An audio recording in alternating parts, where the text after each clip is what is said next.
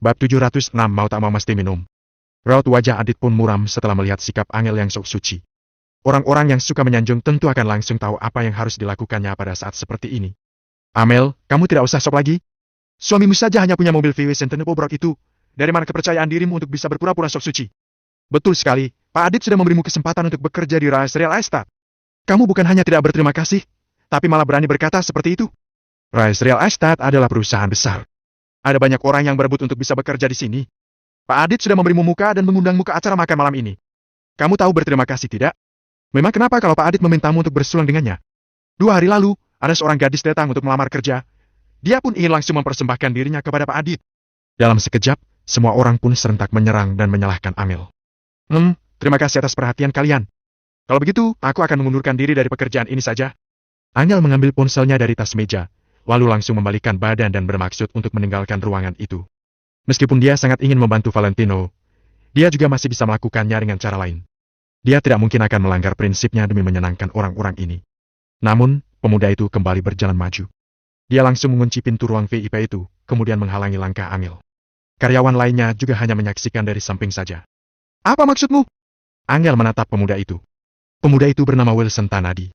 Dia adalah anak buah Adit yang setia. Saat ini, terlihat senyum dingin yang melintasi sudut bibir Wilson. Dia lalu berkata, apa maksudku? Hari ini, Pak Adit mentraktir makan kita semua. Orang-orang yang ditraktirnya adalah karyawan perusahaan. Berhubung kamu sudah tidak bekerja lagi, kamu pun tidak punya hak untuk makan di sini. Jadi, kamu harus membayar porsimu itu. Wilson mengulurkan tangannya, lalu Adit juga tidak melarangnya dan hanya menatap dengan pandangan dingin saja. Berapa? Aku bayar. Jawab Angel dengan tenang. 3 gelas anggur merah dan sedikit makanan lainnya. Kamu cukup membayar 60 juta saja. Wilson terkekeh. Wajah Angel langsung berubah dingin. 60 juta. Bukankah ini adalah penjebakan? Namun, sebelum Angel sempat bersuara, ada karyawan lain yang kembali berbicara. 60 juta.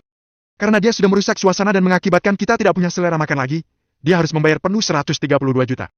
Lagi pula, 132 juta itu hanya biaya konsumsi terendah saja. Total tagihan untuk makanan sebanyak ini diperkirakan mencapai 200 juta. Seorang wanita berkata demikian lalu tersenyum sinis. Kalian sudah keterlaluan. Angel pelan-pelan berbalik dan menatap orang-orang di sana dengan pandangan dingin. Kenapa keterlaluan? Kalau kamu tidak punya uang untuk bayar, kamu bisa menemani Pak Adit bersulang dan masalah ini akan langsung selesai. Tanpa mengatakan apa-apa, Wilson langsung mengulurkan tangannya untuk menarik Angel dan menyeretnya ke samping Adit. Lepaskan aku! Angel mengernyitkan alisnya dan mengempaskan lengan Wilson. Brooke, Adit sudah sepenuhnya kehilangan kesabaran. Dia langsung berdiri dan berteriak. Amel, aku hanya akan memberimu 2 pilihan. Keluarkan uang sebesar 200 juta itu hari ini juga atau kamu harus menemaniku untuk bersulang. Saat ini, wajah Adit terlihat sangat garang. Dia sudah sepenuhnya menunjukkan sifat aslinya. Angel menatap Adit dengan tatapan dingin. Dia pun bermaksud untuk segera menelpon Valentino. Biar aku beritahu, kamu mau menelpon siapapun juga percuma. Apakah kamu berharap pacarmu yang mengendarai VW Centene itu bisa membantumu? Aku bisa menghabisinya dengan gampang. Bagaimanapun juga, kamu harus menemaniku minum 1 gelas ini. Adit memukul meja sekali lagi. Brooke, Brak. Begitu Adit selesai berbicara, tiba-tiba terdengar suara yang keras dari pintu ruang VIP. Sebelum mereka semua sempat merespons, pintu ruang VIP yang tadinya sudah dikunci itu tiba-tiba didobrak kuat oleh seseorang. Krak! Kusen pintu yang terbuat dari kayu kuku berkualitas tinggi itu tiba-tiba retak karena gerendel pintunya ditarik. Brooke! Pintu ruang VIP yang berat itu pun jatuh ke atas lantai dan menimbulkan suara yang keras. Begitu pintu terbuka, tampak seorang pemuda sedang berdiri di depan pintu dengan tangan di belakang punggungnya. Angel pun seketika merasa aman begitu melihat sosok pemuda itu. Apa katamu barusan? Raut wajah Valentino tampak muram. Dia lalu melihat ke sisi Adit. Sepertinya Adit sama sekali tidak memedulikan peringatan yang pernah diberikan Valentino sebelumnya. Wanau, apakah kamu benar-benar berpikir tidak ada orang yang bisa mengendalikanmu? Biar aku kasih tahu, meskipun kamu sudah datang, hari ini Amel tetap harus minum anggur ini juga. Adit tertawa sinis, dia sama sekali tidak terlihat khawatir. Kalau dia berani membawa Angel ke sini, bagaimana mungkin dia tidak melakukan sedikit persiapan? Minum anggur? Dasar brengsek! Valentino memaki dengan kasar, lalu berjalan masuk ke ruang VIP itu. Ada apa ini? Karyawan hotel buru-buru datang memeriksa keadaan setelah mendengar kerusuhan itu.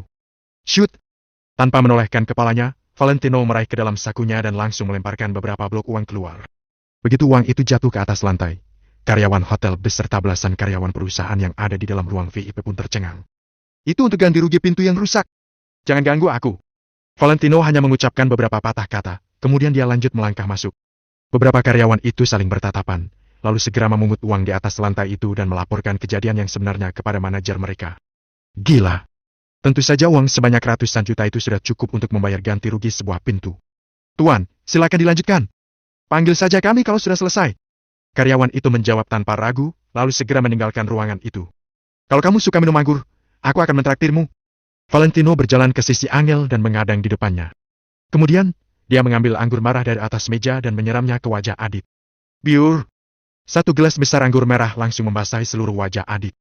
Anggur merah itu mengalir turun dari dagunya dan menodai ke meja putihnya. Noda berwarna merah terlihat bagai darah yang sangat menyeramkan. Suasana di dalam ruangan itu tiba-tiba menjadi senyap. Tidak ada satupun dari belasan karyawan itu yang berani bersuara termasuk Wilson. Adit akhirnya tersadar. Dia tiba-tiba berdiri dan menunjuk-nunjuk Valentino sambil memaki. Brengsek!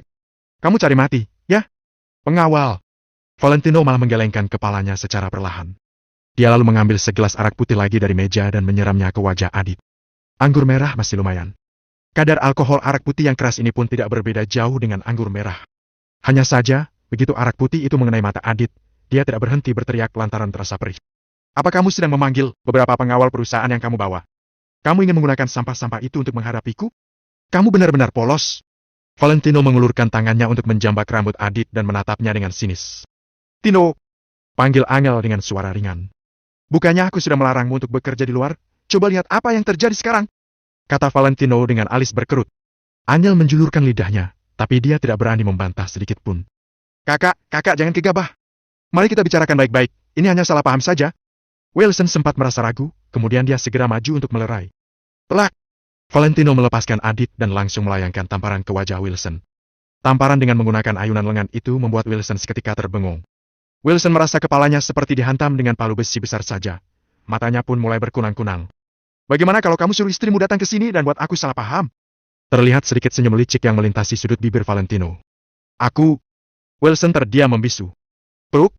Valentino melayangkan satu tendangan ke arah Wilson. Tendangan itu membuat Wilson melangkah mundur sejauh 3-4 meter. Alhasil, dia pun menabrak dinding dengan kuat. Setelah membereskan anak buah itu, Valentino bahkan tidak berminat menatapnya sekilas pun. Bab 707 bernyali besar. Belasan karyawan berdiri bersama-sama, lalu mundur beberapa langkah. Meskipun Angel sedikit khawatir, dia tahu bahwa Valentino tidak akan mendengarkan nasihatnya saat ini. Bocah, kamu cari mati, ya? Apa kamu tahu aku siapa? Wajah Adit terlihat mengerikan. Dia menatap Valentino dengan kebencian yang amat dalam. Aku tahu, kamu bernama emfisema. Valentino mengulurkan tangannya dan menjambak rambut Adit dengan ekspresi wajah terlihat mengolok-olok. Awalnya Angel tertegun. Setelah itu, dia tidak tahan dan tertawa. Saat ini, belasan karyawan yang lainnya berdeham untuk menutupi kecanggungan. Adit, emfisema, apa isi otak Valentino? Brengsek, biar aku beritahu, hidupmu sudah tidak lama. Aku adalah manajer umum dari anak perusahaan Rise Real Estate. Rise Real Estate berdiri di belakangku. Kalau kamu menyinggungku, sama saja dengan menyinggung seluruh Rise Real Estate. Aku akan membuatmu menderita di kota Vero. Kamu juga pasti akan membayar harga yang mahal. Rambut Adit dijambak oleh Valentino, tapi dia masih saja memarahi Valentino dengan wajah yang galak. Namun, Adit tidak punya nyali untuk menyerang Valentino. Saat berada di pusat kebugaran Staple Mall, Adit sudah mengetahui kekuatan Valentino. Valentino malas menjawabnya. Dia mengambil sebuah piring di atas meja, lalu memukulkannya ke wajah Adit. Telak! Telak! Piring memukul wajah Adit hingga mengeluarkan suara yang nyaring. Kamu menganggap ucapan yang pernah kukatakan kepadamu seperti kentut. Menurutmu, bagaimana aku harus menghukummu? Valentino bertanya dengan datar sambil memukul wajah Adit. Hanya saja, sekarang Angel malah merasa sedikit khawatir. Adit mudah dihadapi, tapi Rise Real Estate berdiri di belakangnya. Situasi mereka sekarang tidak boleh terlalu terguncang. Kalau Rise Real Estate sampai menemukan sesuatu, semakin memikirkannya, Angel semakin merasa khawatir. Dia pun maju dan menarik Valentino. Dia ingin menyuruh Valentino segera pergi. Hey, sekarang sudah takut? Aku beritahu kepada kalian, kalau Rise Real Estate ingin menyerang kalian, kemanapun kalian pergi, kalian pasti akan tertangkap. Wanau, kamu hanyalah seorang pria yang mengendarai VW Sinten rongsokan. Bahkan istrimu saja harus bekerja untukku. Memangnya kenapa kalau sekarang kamu bisa mengalahkanku? Begitu aku memerintahkan, bukankah istrimu tetap akan lembur dan menemaniku makan? Kemudian, kamu mengendarai santanamu dan mengejar seperti seekor anjing. Apakah kalian berdua mau dihadiahi makanan sisa? Seumur hidupmu, kamu tidak pernah datang ke tempat seperti ini, kan? Melihat raut wajah Angel yang khawatir, Adit mulai sombong, lalu mengutarakan kata-kata penuh hinaan. Maksudmu, kamu yang berhak membuat keputusan di Rise Real Estate? Memangnya hanya karena kamu ingin melawanku, Lantas kamu bisa melawanku? Valentino sedikit mengernyit. Benar. Adit menjawab tanpa ragu. Aku adalah eksekutif Rice Real Estate. Sangatlah mudah bagiku untuk melawan gelandangan sepertimu. Valentino tersenyum mengejek, sepertinya hari ini akan ada pertumpahan darah. Kalau tahu sejak awal, seharusnya dia datang kemari dengan mengenakan topeng. Suami Amel, lebih baik kamu lepaskan saja Pak Adit. Kalau tidak, kamu akan mati dengan mengenaskan. Di antara kerumunan, seseorang berkata demikian dengan berani. Hebat berkelahi? Di dunia ini masih ada hukum, sudah tidak ada uang, tidak ada kekuasaan, masih berani berpura-pura. Adit tersenyum dingin dan berkata dengan marah. Kamu harus berlutut dan bersujud sejumlah pukulanmu kepadaku. Setelah itu, aku akan mempertimbangkan apakah aku akan memaafkanmu atau tidak. Menyuruh Tuan Valentino bersujud. Besar sekali nyalimu. Begitu Adit selesai bicara, tiba-tiba terdengar suara ledakan di luar pintu. Seketika, semua orang di dalam ruangan kebingungan. Apa yang dimaksud Tuan Valentino adalah Valentino Wijaya. Bahkan Valentino sendiri kebingungan, lalu menoleh perlahan. Suara ini, apakah itu adalah suara Deska? Kenapa dia bisa datang? Valentino datang untuk mengurus urusannya sendiri, dia sama sekali tidak menelpon Deska. Tap, tap, tap. Pada detik berikutnya, belasan pengawal berbaju hitam datang ke depan pintu ruangan. Setelah masuk, para pengawal tidak berkata apa-apa. Deska beranjak keluar di antara kerumunan, lalu berjalan masuk ke dalam ruangan. Tatapan matanya sangat dingin. Kak Deska, ada apa Anda datang kemari? Adit memukul dan melepaskan genggaman Valentino, lalu bangkit berdiri. Beberapa karyawan juga terkejut melihat Deska. Siapa yang tidak tahu bahwa Deska adalah orang terkenal yang berada di sisi bos besar? Besar sekali reputasimu. Hari ini bukan hanya aku sendiri yang datang. Pertama-tama, Deska menganggukkan kepala kepada Valentino, lalu melirik Adit dan berkata dengan dingin. Adit menelan air liurnya. Di detik berikutnya, seorang pria parubaya yang mengenakan jas kulit berjalan masuk dengan perlahan-lahan. Pria parubaya itu adalah Rhys Kingston, bos besar Rice Real Estate. Pak Rhys, ada apa Anda datang kemari juga? Adit berseru terkejut. Pak Rhys. Belasan karyawan menyapa dengan sopan. Namun, Rhys malah tidak merespons dan hanya melangkah perlahan-lahan. Seperti sedang memikirkan sesuatu. Saat melihat pemandangan di hadapannya, tiba-tiba Angel terbelalak. Dia mengenali Rhys. Rhys adalah ayah Rain. Rhys adalah CEO Grup Kingston di kota Neo. Karena masalah Rain berkaitan erat dengan Valentino. Beberapa hari sebelumnya, saat Valentino berbicara secara terbuka kepada Angel, dia sempat membahas Grup Kingston. Valentino yang menghancurkan bisnis Rhys di kota Neo. Dendam di antara mereka berdua bukanlah hal yang bisa dijelaskan dengan menggunakan kata-kata. Namun, tidak disangka, ternyata Rhys adalah bos besar Rice Real Estate. Awalnya, Valentino dan Rhys memang sudah memiliki masalah. Sekarang, Valentino kembali menyinggung Rice Real Estate. Konsekuensi apa yang akan diterima olehnya? Tiba-tiba, perasaan putus asa pun terlintas di mata Angel. Tampaknya, identitas Angel dan Valentino sudah tidak bisa dirahasiakan. Asalkan Rhys menyebarkan hal ini, dia tidak perlu turun tangan sendiri. Keluarga Wijaya akan mengutus orang untuk membunuh Valentino. Angel merasa putus asa dan sangat menyesal. Awalnya Angel ingin bekerja untuk membantu Valentino mengumpulkan kekuatan. Tidak disangka, keputusannya itu malah mendatangkan masalah. Dia merasakan penyesalan yang amat dalam. Pak Rhys, ada apa Anda datang? Adit melotot dan kembali bertanya. Valentino mengernyit, dalam hatinya sudah punya tebakan. Jadi, dia sama sekali tidak berbicara. Sepertinya Rhys sudah membuat keputusan. Kalau tidak, Rhys tidak akan memilih untuk datang ke sini di saat seperti ini. Kamu telah membuat kericuan yang besar. Bagaimana mungkin aku tidak datang? Rhys menoleh secara perlahan-lahan, lalu melirik Adit. Pertama-tama Adit tertegun, tapi beberapa saat kemudian, dia pun mengerti. Kantor pusat ingin maju membelanya. Pak Rhys, bocah ini memukulku. Anda harus membantuku membuat keputusan yang tepat untuk masalah ini. Adit mengulurkan tangan dan menunjuk Valentino dengan penuh keangkuhan. Valentino, kamu memang hebat, tapi di hadapan Rice Real Estate, kamu hanyalah sampah. Meskipun perusahaan tidak turun tangan, Deska sendiri bisa membunuhmu dengan mudah. Belasan karyawan juga menatap Valentino dan Angel dengan kasihan dan mencemooh. Mereka sudah membayangkan konsekuensi apa yang akan diterima oleh kedua orang ini. Oh, Deska, bantu aku untuk membereskan masalah ini. Rhys menganggukkan kepala. Baik. Deska menjawab, lalu meremas-remas tangannya hingga mengeluarkan suara yang nyaring. Kemudian, dia berjalan ke arah Adit. Tiba-tiba, Adit merasakan sebuah firasat yang buruk. Dia menatap Deska dengan sedikit cemas. Kak Deska, kamu. Tidak. Deska tidak menunggu Adit menyelesaikan ucapannya dan langsung menamparnya. Bab 708 Keputusan Rhys Kingston. Tamparan yang kuat menghantam wajah Adit, hingga membuatnya tertegun di tempat. Aku akan bantu kamu mengambil keputusan. Begitu Deska mengatakan kata terakhir, tamparan keras dari punggung tangannya langsung mendarat di pipi Adit sekali lagi. Dihadapi dua tamparan kuat ini, Tidak hanya Adit yang tercengang, para karyawan juga tidak kalah kaget. Bukankah Deska sedang menampar orang yang salah? Bukankah dia datang untuk membantu Adit? Kenapa tamparan itu malah ditujukan ke Adit? Kak Deska, kamu. Bukan aku, kamu harusnya memukul si brengsek Mano itu. Kepala Adit saat ini seperti orang yang terlalu banyak minum. Siapapun yang mendapat 2 tamparan sekuat tenaga dari Deska, matanya pasti akan berkunang-kunang dan kepalanya akan berputar-putar. Sudah tidak jelas soal identitas Tuan Valentino, kamu masih saja berani memprovokasi beliau. Waktu Amel pertama kali datang ke kantor, aku juga sudah bilang kalau orang di belakangnya itu kuat, kan? Sialan, rupanya kamu tidak menganggap kata-kata Deska preman. Kalau kamu benar-benar mau cari mati, nanti aku buang badanmu ke laut saja sekalian. Begitu berkata demikian, Deska langsung melangkah maju dan sekali lagi memukul Adit dengan keras. Pukulan itu bukan pukulan main-main. Pukulan itu mendarat di badannya tanpa pamrih sama sekali. Dia sama sekali tidak memberi Adit kesempatan untuk berbicara. Begitu hendak mengucapkan satu patah kata, Adit langsung ditampar lagi. Semua orang yang menonton tercengang. Bahkan Angel juga tidak bisa memecahkan situasi saat ini dengan jelas. Awalnya dia mencemaskan keadaan dirinya dan Valentino.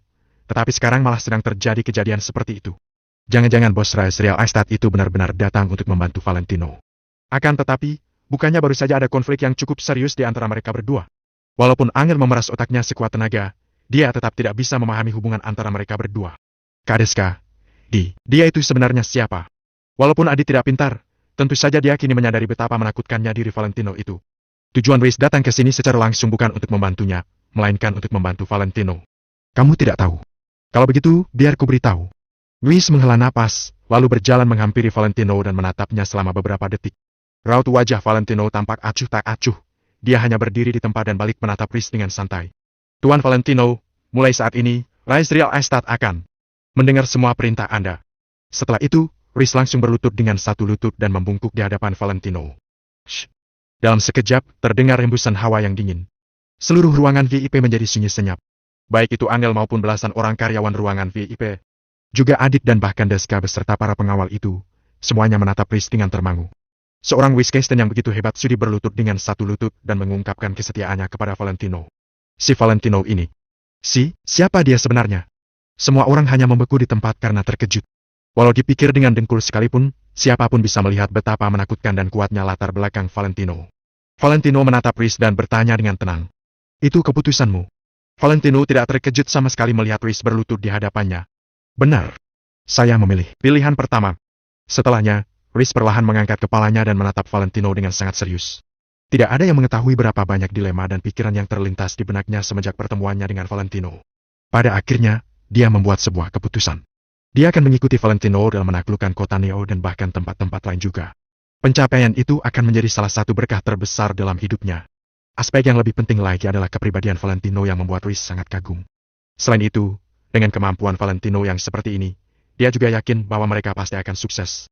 Jadi, kalau bertaruh nasib di sisi Valentino, dia akan baik-baik saja, kan? Bagus. Selamat bergabung. Valentino melangkah maju dan mengulurkan tangannya untuk menarik Reis berdiri. Dengan begini, pengikut Valentino telah bertambah lagi. Kemampuan Reis juga bisa dilihat semua orang dengan jelas. Dengan bantuan Reis di kota Vero, tentu saja Valentino akan lebih percaya diri. Tuan Valentino, bagaimana dengan si Adit ini? Tanya Reis dengan hormat. Pada saat ini, dengan Valentino sebagai pemimpin dan Reis sebagai bawahannya, keadaan pasti akan segera berubah. Valentino berpikir sejenak, lalu berkata dengan tenang. Dia dari awal memang bawahan Direktur Reis, jadi terserah kamu saja mau bagaimana. Reis mengangguk dengan cepat dan berkata, Tuan Valentino tidak usah khawatir, saya pasti akan menanganinya dengan baik. Mendengarkan percakapan antara kedua orang itu, semua karyawan terkejut sampai melongo. Suami Angel yang menyetir Volkswagen Sinten ini ternyata bukan orang biasa sama sekali. Mereka semua langsung ketakutan memikirkan ucapan mereka terhadap Angel sebelumnya. Setelahnya, Valentino dan yang lainnya pun pergi. Sekarang hanya tersisa Deska yang menindaklanjuti masalah ini. Angel mengikuti Valentino dan Reis dari belakang dengan ekspresi yang masih tertegun. Bahkan jika dia mematahkan lehernya dan mengobrak-abrik isi kepalanya, dia tetap tidak bisa menemukan penjelasan atas hubungan antara Reis dan Valentino. Reis berbalik dan berkata sambil menatap Angel dengan serius. Nona Angel, soal kejadian di kota Neo, sekali lagi saya minta maaf atas tindakan putra saya yang tidak mengenakan. Ah, tidak apa-apa, lagi pula sudah lewat juga. Jawab Angel sambil cepat-cepat melambaikan tangannya. Valentino dan Reis berbicara empat mata sejenak, lalu berpisah kedua arah berbeda. Sejak membuat keputusan ini, Reis secara alamiah akan bisa mendapatkan 100% kepercayaan Valentino. Berbagai urusan juga bisa diserahkan langsung ke tangan Reis. Malam harinya, Valentino menerima sebuah panggilan telepon dari Danu. Danu telah berhasil menghubungi Kasman dan yang lainnya. Kini mereka sedang mencari kesempatan untuk berkumpul di kota Vero. Valentino juga sangat menantikan kedatangan Kasman dan yang lainnya. Ada beberapa hal yang bahkan tidak bisa dilakukan deskasi preman lokal. Namun, bagi tentara bayaran keluarga Wijaya yang terlatih, hal itu bisa dilakukan dengan mudah. Saat Kasman dan yang lainnya tiba, kota Vero pasti akan dibantai sampai berdarah-darah. Setelah Valentino selesai berbincang dengan Danu, dia berjalan ke ruang tamu dan langsung mendapati Angel yang sedang mengerutkan wajah kecilnya dengan marah. Begitu melihat Valentino masuk, Angel mendengus, lalu melipat tangannya di dada dan menoleh ke samping. Aduh, ada apa, Tuan Putri kecilku? Valentino tersenyum ringan dan menghampiri Angel, lalu duduk di sebelahnya. Kamu membodohi aku lagi. Jangan-jangan kamu dari awal sudah tahu kalau Rise Real Estate itu milik Wis? Pantas saja kemarin kamu begitu percaya diri, kamu juga bilang bakal keluarin Adit kalau dia melecehkan aku lagi. Protes Angel sambil menoleh ke Valentino. Istriku ini memang pintar. Valentino menghela napas dengan lagak sangat serius. Dasar. Angel mengulurkan tangan kecilnya dan mencubit lengan Valentino sampai berputar 180 derajat. Aduh, sakit. Teriak Valentino yang berpura-pura kesakitan. Dia lalu berkata, sebagai gantinya, nanti aku kasih kamu posisi manajer umum di anak perusahaan ini. Namun, setelah mendengar kata-kata Valentino ini, Angel tanpa diduga melepaskan cubitannya dengan perlahan dan hanya menggeleng-geleng. Tampaknya suasana hati Angel sedang sedikit muram. Ada apa? Tanya Valentino dengan agak kaget. Angel menggeleng lagi dan menjawab. Aku rasa, lebih baik aku dengarkan kamu saja, lebih baik aku jadi wanita pendamping di belakang kamu saja. Aku dapat pekerjaan ini dengan susah payah, tapi ternyata, apapun ceritanya aku tetap tidak bisa lepas dari genggaman kamu. Aku terima nasib saja, selama aku tidak melarikan diri lagi, itu sudah cukup, kan? Kedepannya aku bertugas cuci dan masak buat kamu di rumah saja. Kalau bekerja di luar, ujung-ujungnya aku menyusahkan kamu terus. Setelah mengatakan ini, hati Angel tetap terasa tidak puas. Kalau saja dia tidak bersikeras mau tetap bekerja, dia tidak akan memprovokasi Adit. Padahal, dia hanya ingin berbagi tanggung jawab yang ditanggung Valentino. Bab 709 Ujian Besar dari Semesta. Kalau kamu tidak menyulitkan aku, apa serunya hidup sehari-hari kita? Kalau kamu tidak menghabiskan uang, apa gunanya aku mencari uang? Valentino berbicara dengan sangat mendominasi, lalu mengulurkan tangannya untuk memeluk Angel dan melanjutkan. Tidak usah cemas begitu. Di antara kita berdua, tidak perlu bahas hal-hal tidak berguna seperti ini. Angel terdiam sekejap, lalu bersandar di lengan Valentino dan mengangguk pelan. Selama beberapa bulan terakhir, mereka selalu hidup berdampingan. Hubungan mereka telah melampaui pasangan biasa dan bahkan sudah mencapai tingkat kasih sayang layaknya antar anggota keluarga. Mereka berdua sama sekali tidak perlu bersikap sopan santun dan formal seperti itu lagi. Valentino menepuk-nepuk bau Angel dengan ringan, lalu tiba-tiba berkata, Angel, ada yang mau aku bilang padamu. Katakan saja, aku dengar, kok. Angel berganti posisi dan sekarang berbaring di pangkuan Valentino. Valentino menjawab setelah jeda beberapa saat. Aku mau fokus berusaha di kota Vero untuk beberapa waktu, jadi sepertinya, aku belum bisa bawa kamu pulang ke kota Neo. Dia tidak berani asal bertaruh. Karena ini adalah satu-satunya kesempatan baginya, jadi dia belum bisa kembali ke kota Neo dulu. Hanya saja rencana Angel untuk pulang ke kampung halamannya harus ditunda. Tidak apa. Aku tahu, kok, kamu punya rencanamu sendiri, jadi aku tidak akan tanya-tanya yang tak perlu. Pokoknya, kapanpun kamu bawa aku pergi, aku akan tetap ikut kamu. Yang penting kamu jangan meninggalkan aku saja. Jawab Angel sambil tersenyum dan pura-pura tidak peduli. Mana mungkin aku rela meninggalkan kamu? Balas Valentino sambil mengusap wajah Angel dengan lembut. Setelah jeda beberapa saat, Valentino berkata. Cuma, ya, itu saja sih, mungkin aku harus mulai dari nol lagi. Walau berkata demikian, sebenarnya Valentino tidak begitu khawatir. Kalau dia bisa mengambil kuasa atas kota Neo, dia juga bisa melakukannya di kota Vero. Ditambah lagi sekarang dia memiliki dukungan Brice dan Danu di kota Vero, jadi dia akan memulai perjalanannya dari posisi yang jauh lebih tinggi daripada saat di kota Neo. Hanya saja, tentu saja semua ini tetap membutuhkan proses. Sayang, bulan juga kadang cerah kadang gelap, semua orang ada naik turunnya, hidup kita juga begitu, ada pasang surutnya. Itu hal yang normal. Mau kamu di atas ataupun di bawah, Angel akan tetap ada di sisi kamu. Angel menoleh ke samping dan melingkarkan tangannya di pinggang Valentino. Mendengar kata-kata Angel, hati Valentino terasa sangat tenang. Benar, gadis ini tidak pernah meninggalkannya bahkan saat dia sedang terjebak di titik terendahnya. Aku benar-benar tidak mengerti, sebenarnya apa yang akan kamu dapat sampai kamu rela berjuang sama aku melewati naik turunnya perjalanan ini. Memangnya sepadan? Ujar Valentino sambil menghela napas pelan. Sayang, aku harus bicarakan ini baik-baik sama kamu. Setelah mengatakan ini, Angel pun duduk tegak dan berkata dengan sungguh-sungguh. Semesta akan mempercayakan tanggung jawab besar kepada kaum manusia. Ia akan terlebih dahulu membawa derita ke pikiran mereka, melatih otot dan tulang mereka, membuat tubuh dan kulit mereka kering, lalu mengosongkan tubuh mereka. Dalam sekejap, Angel menguraikan sebuah syair panjang dari sebuah buku filosofi. Jadi, aku harap tidak peduli kapan, baik Angel ada di sisi kamu atau tidak, kamu harus ingat. Kalau kamu tetap pegang impianmu di hati, kamu akan bisa terus melangkah maju dengan berani. Asal tekad kamu tidak kalah terhadap kegagalan, kamu tidak akan pernah kalah. Angel mengulurkan tinju kecilnya dan berkata, "Semangat, sayang." Valentino mengangguk dan berkata, "Ya, bahkan kalau aku sudah tidak punya apa-apa lagi, keberanian aku buat mulai dari awal lagi tidak akan hilang." Angel mengiyakan sambil mengangguk dengan sungguh-sungguh.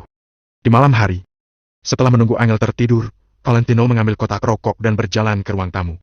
Sesuai kesepakatan, dia baru boleh menelpon Hendrik setelah pukul 12 malam. Namun karena dia sudah berhasil mengontak Danu, Valentino bisa menanyakan berbagai hal kepadanya secara langsung. Lagi pula, dia juga belum tahu bagaimana keadaan Hendrik. Kalau dia menelpon Hendrik tanpa melihat waktu dan keadaan, masalah yang awalnya bisa dihindari mungkin saja terjadi. Karena alasan itu, Valentino hanya akan mengirimkan SMS kepada Hendrik kalau terjadi sesuatu. Karena sudah bertemu lagi dengan Danu, ada banyak hal yang bisa diakses langsung tanpa perlu bergantung seluruhnya pada Hendrik. Valentino menyalakan sebatang rokok dan membuka file yang dikirim Danu. File ini adalah dokumen tentang distribusi pasukan di kota Vero. Dari besar dan kecil beserta informasi lengkap mengenai masing-masing pihak. Semuanya disusun dengan rapi dan padat. Valentino perlahan-lahan menggeser file di layar dan membaca informasi atas pihak yang paling berkuasa di kota Vero. Meski segala sesuatu di kota Vero harus dimulai dari nol lagi, kini Valentino sudah pasti tidak perlu melewati berbagai ombak dari yang kecil hingga besar seperti saat dirinya berada di kota Neo. Waktu tidak memadai bagi Valentino untuk menjalankan proses ini, apalagi situasi dan keadaannya saat ini yang lebih tidak memungkinkan lagi. Kali ini, Valentino siap mengambil kendali atas lingkaran kekuasaan teratas kota Vero secara langsung. Kalau Valentino sudah berhasil mencapai puncak, pihak-pihak kecil yang berada di bawah akan langsung tahu apa yang harus dilakukan dengan sendirinya.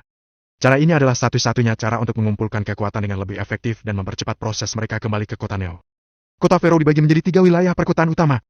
Masing-masing wilayah terletak di bagian timur, selatan dan barat, sedangkan pusatnya berada di tengah-tengah kota. Sambil melihat materi dalam file, Valentino mengingat-ingat informasi itu di benaknya.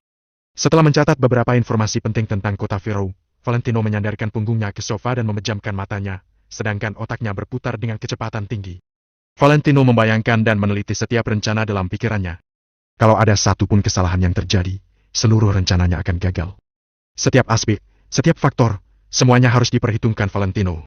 Bagaimanapun, tindakan ini terkait dengan masa depan semua anggota asosiasi Valentino Empire, jadi tidak boleh ada ruang untuk kesalahan sama sekali. Satu persatu rencana muncul di benak Valentino seperti papan catur dengan bidak-bidak pasukan yang menduduki tempat masing-masing. Kalau ada bagian yang tidak cocok, Valentino akan langsung membalikan papan catur itu dan mengatur ulang susunan pasukannya. Danu, Riz, Deska, termasuk Kasman yang belum datang ke kota Vero, semuanya punya kesibukan masing-masing. Kali ini, Valentino harus cepat menguasai kota Vero. Di kota Neo, di villa pusat perumahan di Jing Oriental. Di kamar tidur, David dan Mary sedang duduk di sisi kasur dengan ekspresi merajuk. "Aku ingatkan kamu sekali lagi.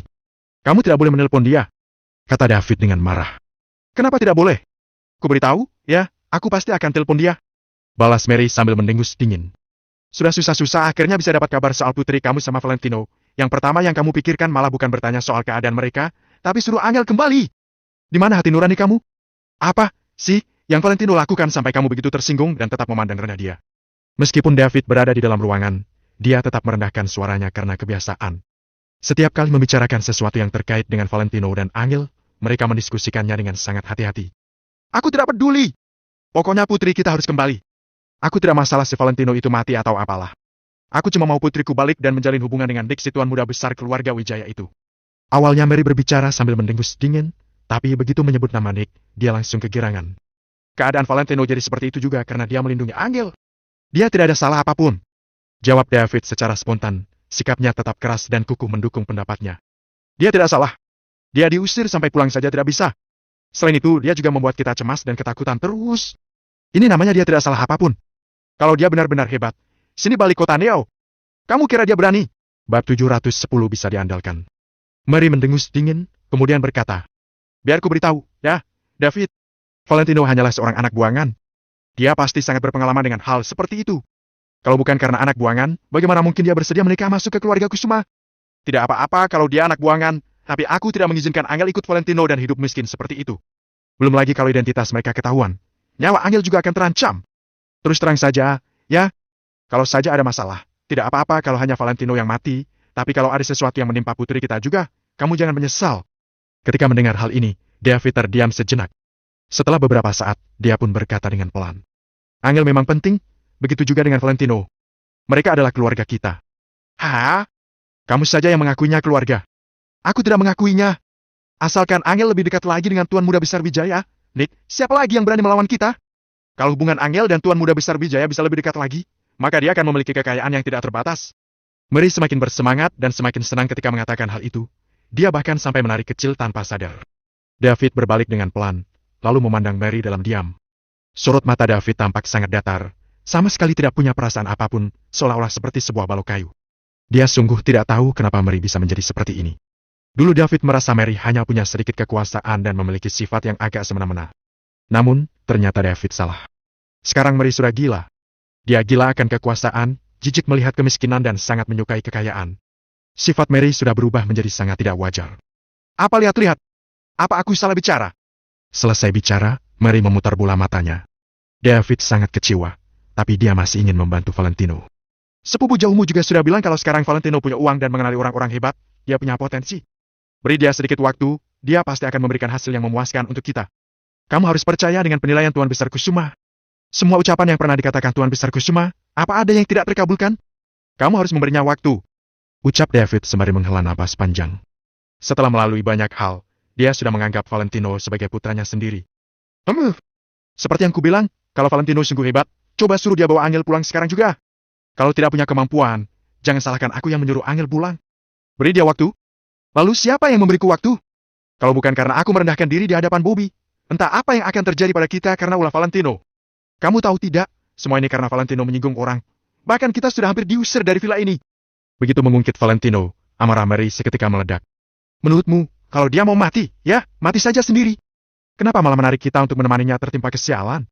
Nasib putriku pahit sekali. Dia sudah ditertawakan selama 3 tahun, ketika baru saja bisa menikmati hidup enak, kini dia malah harus menemani Valentino melewati kehidupan yang penuh bahaya.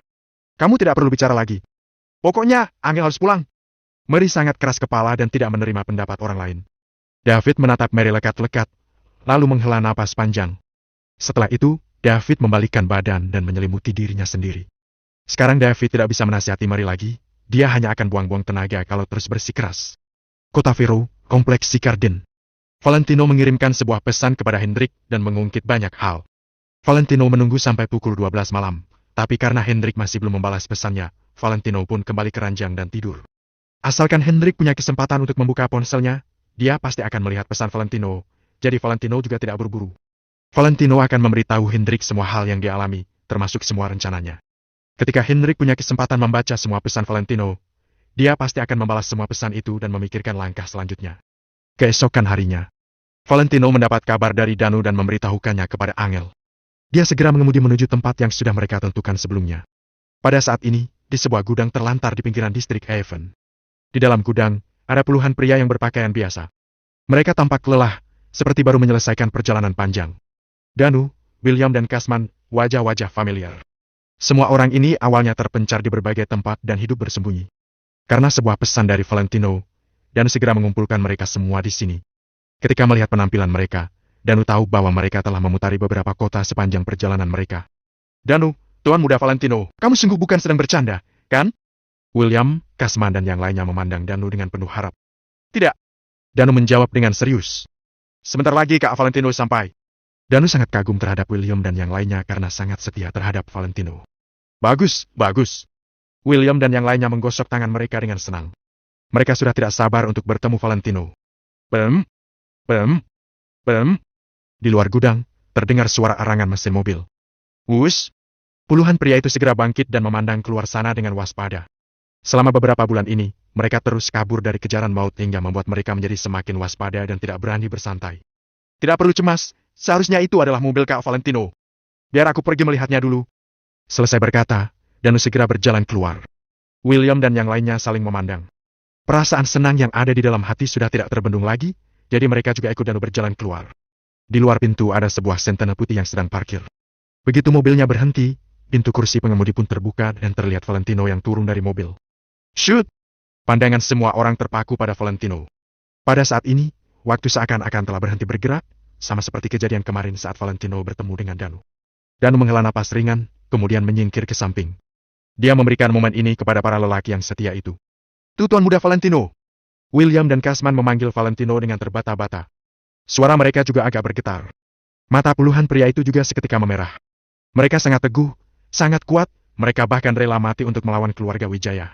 Meski tidak mendapat pengobatan yang bagus, mereka menggunakan belati untuk mengeluarkan chip yang ada di tubuh mereka tanpa berteriak dan tanpa mengeluarkan air mata. Namun, pada saat ini, mereka tidak bisa menahan diri ketika bertemu dengan Valentino. Mereka seperti anak yang kehilangan orang tua dan akhirnya bertemu dengan orang tua mereka. Mereka akhirnya bertemu dengan orang yang paling bisa mereka andalkan. Valentino adalah orang yang paling bisa mereka andalkan. Tuan Muda Valentino! William dan yang lainnya segera berlutut kepada Valentino. Sedangkan Valentino hanya mencubit-cubit hidungnya, lalu berjalan ke depan tanpa berkata-kata dan menarik mereka satu persatu bangkit. Namun, ketika dia hendak menarik Kasman berdiri, Kasman sama sekali tidak ingin bangkit. Dia hanya terus berlutut di sana.